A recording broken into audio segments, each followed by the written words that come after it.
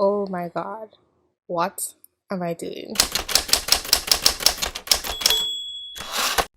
Hi, welcome to Just Thinking Out Loud. My name is Desi-Rae. Let's talk about the Vox Adpocalypse and the situation with Carlos Maza from Vox and Steven Crowder, and also YouTube.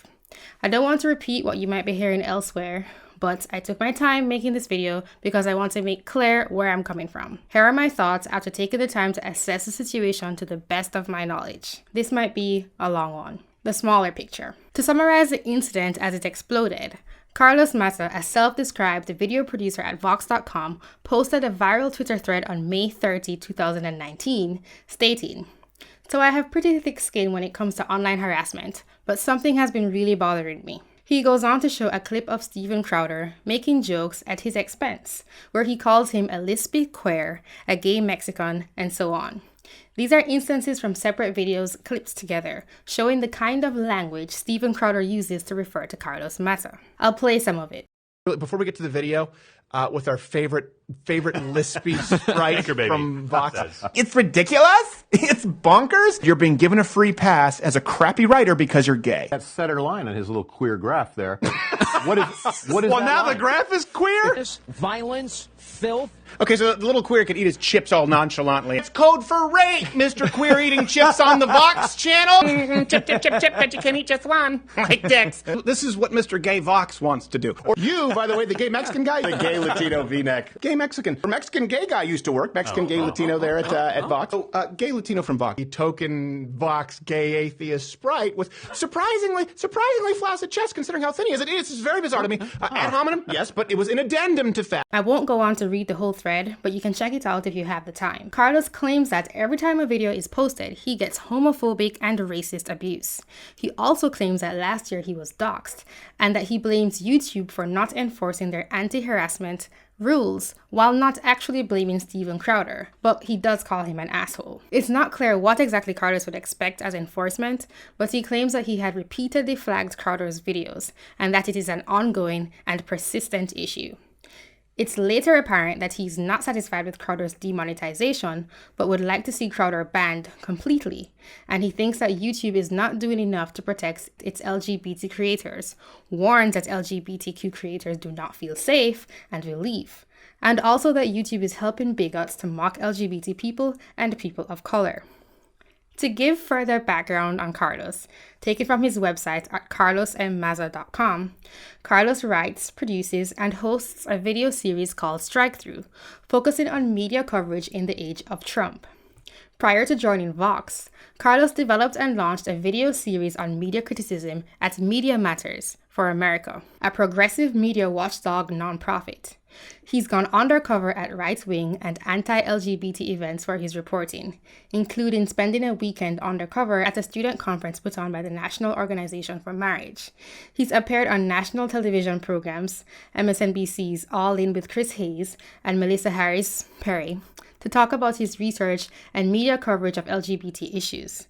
His writing has also appeared in the Washington Post and the Huffington Post. Carlos aims to use video to wed timely, research-based media criticism with comedy and pop culture, breaking through the noise of mainstream cable news coverage to help consumers better understand the news. So this is his view of himself.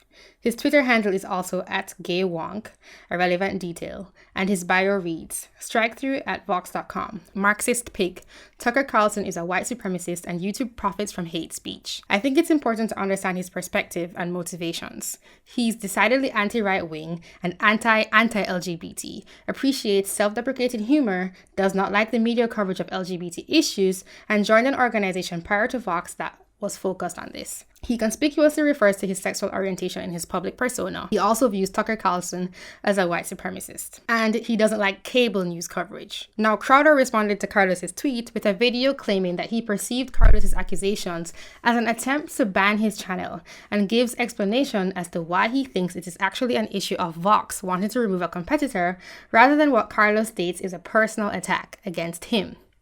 Crowder explains how he has had some of these videos in question, where his quotes were taken from, manually approved by YouTube, and that members of his team had spoken directly with YouTube to confirm that his content was okay and following guidelines. To give background on Steven Crowder, he doesn't have much in his bios except that he is the host of a late-night comedy show and considers himself a comedian. I even checked in the Wayback Machine, and he has really never described himself as more than a comedian. But he talks about politics a lot and has been on YouTube since 2012 for at least 7 years. His Wikipedia entry states, Stephen Blake Crowder is a conservative Canadian-American commentator, actor, and comedian. He is the host of Louder with Crowder, a late-night style comedic television show covering news, pop culture, and politics on his own site.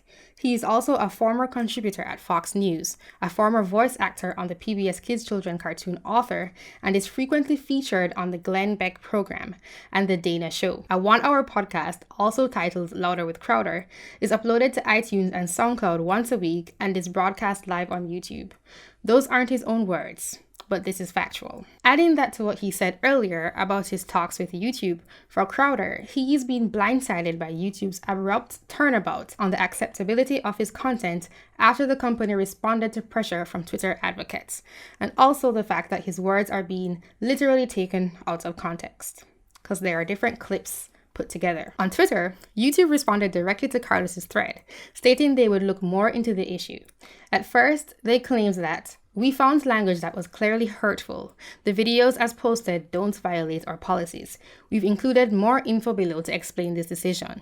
As an open platform, it's crucial for us to allow everyone, from creators to journalists to late-night TV hosts, to express their opinions within the scope of our policies. Opinions can be deeply offensive, but if they don't violate our policies, they'll remain on our site. They later stated that after continued review, they would suspend monetization because of a pattern of egregious actions. This was under ongoing pressure from both sides, and at one point, they stated that they would reinstate monetization if he simply removed the shirt in question that said, "Socialism is for F*GS. Carlos had only later pointed out the shirt the day after the initial thread, as some of his fans had called his attention to it. Carlos read that as FAGS. When Steven Crowder was talking about it, he referred to it as FIGS. However, I think we could also assume that many people would read it as FAGS, but it didn't actually say FAGS. To give background on YouTube, YouTube is a subsidiary of Google, Google being a subsidiary of Alphabet, and has been in the process of becoming more family-friendly, beginning to censor content based on its community guidelines. There have been multiple adpocalypses in the past, where YouTube has responded to advertisers wanting to pull their ads from controversial content for fear of negative brand association. YouTube also specifically pushes a progressive agenda as a company with its Creators for Change program. They are a fan of affirmative action, like sponsorship for minorities on its platform, I made a video on this, and of relevance, YouTube granted money to companies including Vox and TED and Socratica to make educational content that would be ad-friendly for advertisers. YouTube also has never actually had a sustainable revenue model and is in conflict with a lot of its creators. This is a company that began as broadcast yourself for its slogan, but now has a head of learning as the platform has grown to the online hub of information that it is today. Its US market share for video sharing platforms is at 90% according to Statista. Current global info is difficult to find and not as relevant. We can assume that it's much lower, as in the UK it's about 5% and in India about 12%. YouTube uses algorithms to flag content and also responds to requests for manual reviews. In YouTube's response to the situation with Crowder and Carlos, many channels have been caught in the crossfire, either being banned, demonetized, or videos deleted because they talk about controversial content. Some would be considered right-wing or alt-right or white supremacist, depending on who you ask. Some of the affected channels were not commentators, but included historical ones, or channels where it's not clear at all why they were being demonetized or banned. It just seemed to be an algorithm issue. This is likely a side effect of using algorithms to implement change. YouTube remonetized some of these channels. YouTube also released an official statement on their blog titled "Our Ongoing Work to Tackle Hate," where they aim to continue their efforts started in 2017 to remove hateful and supremacist content from YouTube, where they limited recommendations and commenting and sharing ability, which dramatically reduced views up to 80%. They also aim to reduce borderline content and raise up authoritative ones. Again, through limiting recommendations and putting top news channels in the Watch Next section of the page. They do aim to continue to reward what they call trusted creators. So YouTube has implemented top-down hierarchy beyond simply an incitement to violence as a base guideline on what is granted under the legal definition of free speech. They state that they are working with dozens of experts in subjects like violent extremism, supremacism, civil rights, and free speech. They also specifically state that they are looking to limit the spread of violent extremist content online to reduce content that may not violate policies but comes right up to the line, but that context matters. To give more context to the entire situation, Steven Crowder had recently made a video rebutting Carlos Maza's claim that Fox News was controlling the media narrative. In that video, Carlos states that his ideal of news propagation is where journalists act as gatekeepers, his words, about what news is relevant, but Fox News focuses on specific incidents. He concludes that Fox News is selecting what news we hear about and making a big deal out of it. He uses two examples of Representative Ilhan Omar speaking about Muslims in general being targeted after 9/11 and losing civil liberties, but Fox News focuses on the fact that she said some people did something about 9/11 in her speech. So he was highlighting what he thought was more important about that speech, but Fox News turned that into a national issue and directed the conversation towards another thing, and other news agencies then followed along. He also brings up the example of Hillary Clinton's email scandal being continuously brought up as a national security issue. I am summarizing, and I'll put links to the content that I'm referencing, as I usually do and try to do. So that's a not so quick background on the three main parties involved, and this is something much bigger than the drama between Crowder and Carlos. Tomorrow, part 2. If you like this video, please share it, and don't forget to donate at justthinkingoutloud.tv/donate.